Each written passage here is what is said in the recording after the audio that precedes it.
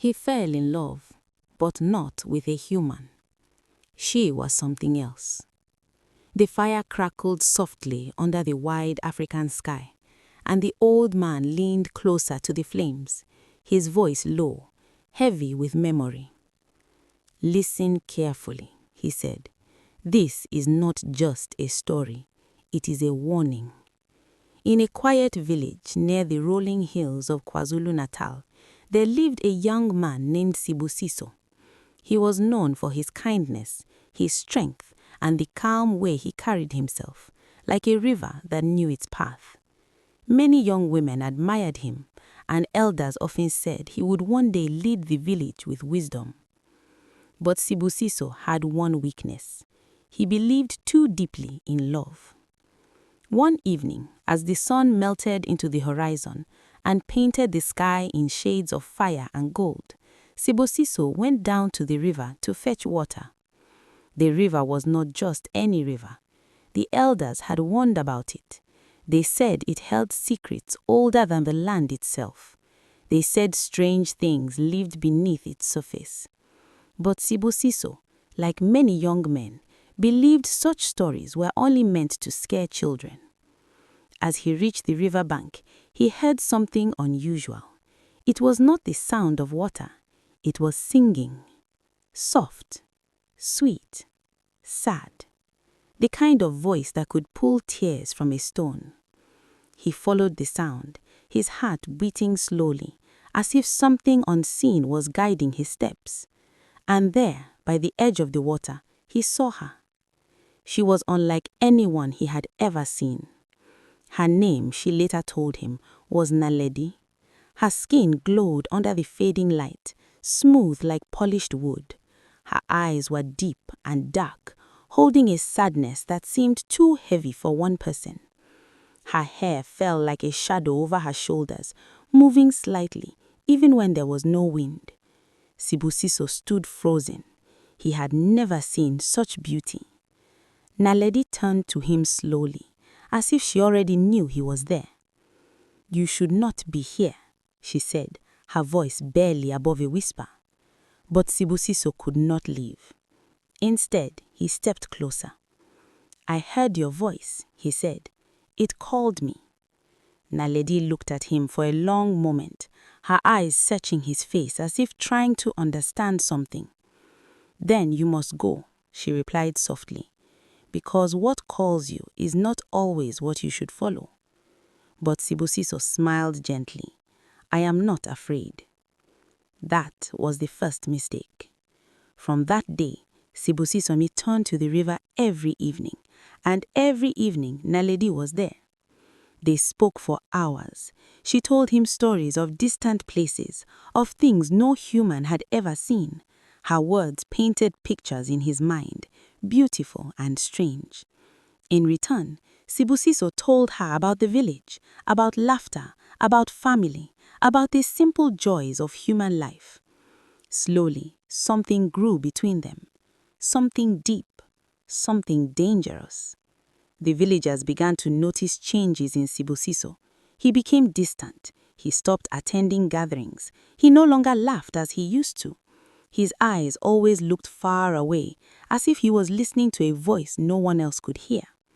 His mother, Mazondi, grew worried. "My son," she said one night, "there is a shadow walking beside you. I can see it in your eyes." But Sibusiso only shook his head. "I have found love, Mama." At those words, her heart sank, because in that village, love was never spoken of so lightly. The elders were called. Among them was an old Sangoma named Gogotandeka, whose eyes had seen beyond the world of the living. She listened carefully to Sibusiso's story, her face growing more serious with each word. "Take me to this woman," she said. But Sibusiso refused. "She is not what you think," he insisted. Gogotandeka leaned closer, her voice firm. "No, child, she is exactly what I think." Still, Sibusiso would not listen. That night, he returned to the river, his heart restless. Naledi was already there, standing closer to the water than usual. "You told them about me," she said. It was not a question. Sibusiso hesitated. They are just afraid, he replied. They do not understand. Naledi looked at him for a long moment, her eyes searching his face as if trying to understand something. Then they understand more than you do. For the first time, there was distance in her voice. Tell me the truth, Sibusiso said. Who are you? Naledi turned toward the river, her reflection trembling in the dark water. I am not of your world, she said quietly. The wind shifted. The air grew cold. I belong to what lies beneath, she continued. I was not meant to be seen, and you were not meant to stay. Sibusiso's heart pounded, but he stepped closer. Then leave it, he said. Stay with me. Be with me. Naledi closed her eyes. You do not understand what you are asking. But Sibusiso reached for her hand. I love you. The moment his fingers touched hers, something changed. The river stirred. The water began to ripple, though there was no wind. Naledi's eyes opened, and for a brief second they were no longer human. They were deeper, darker, endless. You should not have said that, she whispered. But it was too late. From that night, Sibusiso no longer belonged to the world of the living. He stopped eating. He stopped sleeping. Every evening he went to the river, and every morning he returned weaker. The villagers watched in silence, fear growing like a storm on the horizon. Gogotandeka finally spoke. If we do nothing, he will follow her completely, and when he goes, he will not return. A ritual was prepared, not to harm Naledi, but to break the bond. On the night of the ritual, Sibusiso went to the river as always, but this time the elders followed from a distance. Naledi was waiting, but something was different. She looked tired. I can feel them, she said.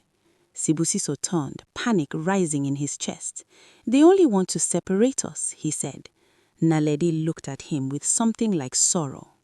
They understand more than you do. Before he could respond, the air filled with chants. The elders stepped forward, with their voices rising together, calling on forces older than the river itself. The ground trembled. The water began to swell violently. Naledi stepped back, her form flickering like a flame in the wind. Sibusiso, she said, her voice breaking for the first time, you must let me go. But he shook his head. No. He reached for her again. I choose you. Tears filled her eyes, and I choose to set you free. With that, she stepped into the river. The water rose around her, pulling her down, her form dissolving into the darkness below. Sibusiso screamed, rushing forward, but the elders held him back. The river went still, silent, as if nothing had ever happened. For days, Sibusiso did not speak. For weeks, he did not smile. But slowly, life returned to him.